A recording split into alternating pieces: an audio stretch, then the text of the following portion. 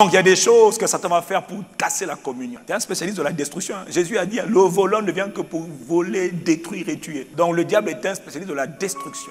Construire la vie, ça prend des années. Mais la détruire, ça peut prendre un instant. Tu peux détruire ta vie en une journée, alors que tu prends des années à bâtir, à bâtir, à bâtir. Quelques minutes peuvent suffire pour tout démolir.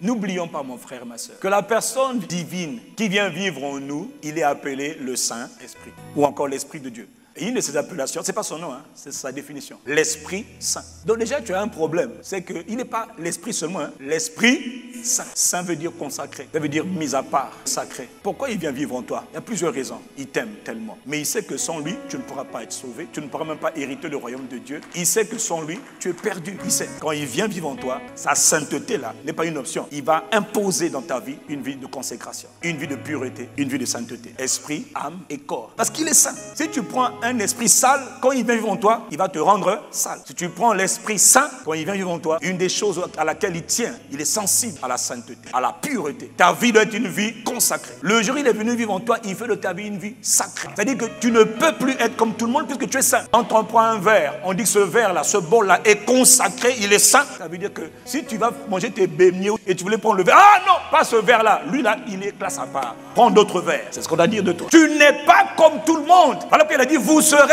saint, car moi qui viens vivre en vous, je suis.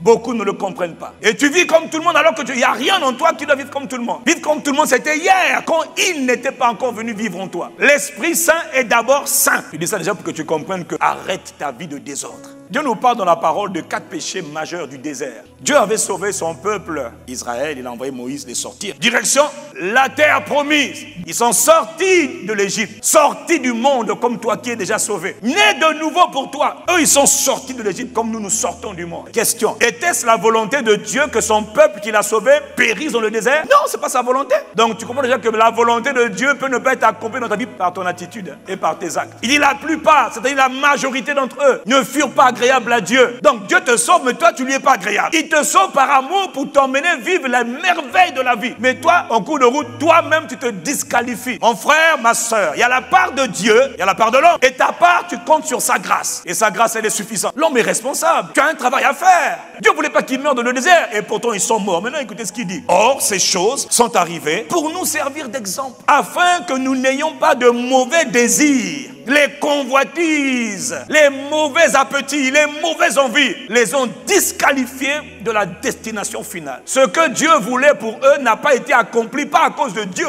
à cause des mauvais désirs de leur cœur qu'ils n'ont pas traités. Au verset 6, ne devenez jamais idolâtres. Un de leurs premiers péchés, c'était idolâtre. Ils allaient servir tous les dieux sauf l'Éternel. Et ils voulaient mélanger Dieu, le Père, le Fils et le Saint-Esprit avec d'autres esprits. Le péché d'idolâtrie qui gangrène le monde entier. Dieu ne se représente pas. Dieu ne se dessine pas. Dieu est esprit. Il faut que ceux qui l'adorent dans l'esprit. Quand ils lèvent les mains, ils savent que le Père est là. Comment? Par la foi. Quand ils lèvent leurs mains, ils n'ont pas besoin de se lever leurs mains devant une statuette. Ils disent non, je lève mes mains parce que tu es présent par l'esprit. Verset 8. Ne nous livrons point à la débauche, à la fornication, à l'impudicité, à l'immoralité sexuelle. Ne le fais surtout pas. Ce sont des stratégies maléfiques, diaboliques qui viennent casser la communion avec l'esprit. Faut que tu saches une chose, l'idolâtrie casse la communion avec l'esprit. L'impudicité, fornication, détruit la communion avec l'esprit. L'esprit ne tolère pas de rival. Tu te préserveras pour lui et pour lui seul. Ne nous livrons pas à la débauche comme quelques-uns d'entre eux qui s'y livrèrent. De sorte qu'il en tomba 23 000 en une seule journée. 23 000 ou 24 000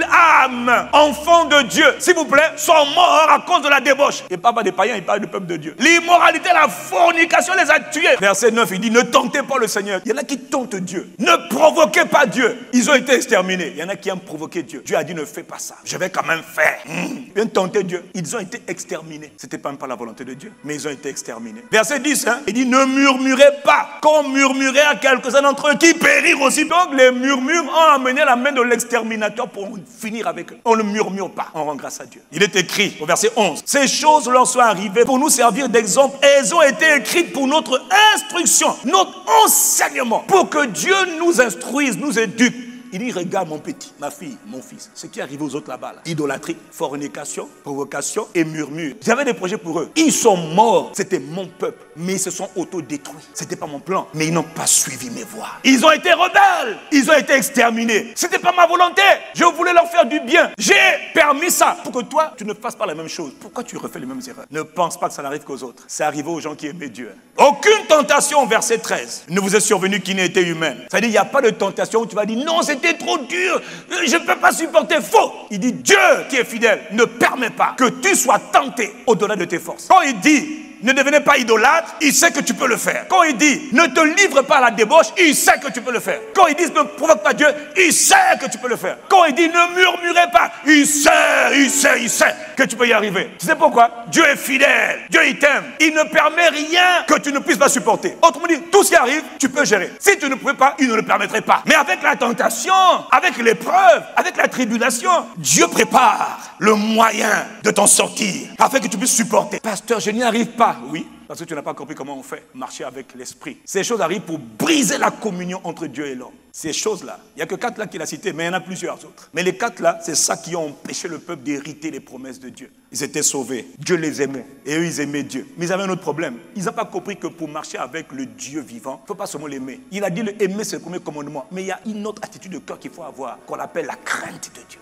Il est écrit, par la crainte de l'Éternel, on se détourne du mal. Autrement dit, quand le péché vient, ce qui te donne la capacité de dire au péché, qui est fou, c'est pas l'amour, c'est un saint respect, un profond respect de Dieu. Je crains Dieu, comme a dit Joseph. Je suis consacré à Dieu, je ne peux pas, je n'y arrive pas. Pourquoi? Je crains Dieu. Et la crainte de Dieu me dit, oh, surtout pas. Ailleurs, il est dit dans le proverbe que craindre Dieu, c'est haïr le mal. Le mal, c'est le péché. Parce que toi, tu as la haine du mal. Il y en a tellement qui sont à l'aise avec le péché.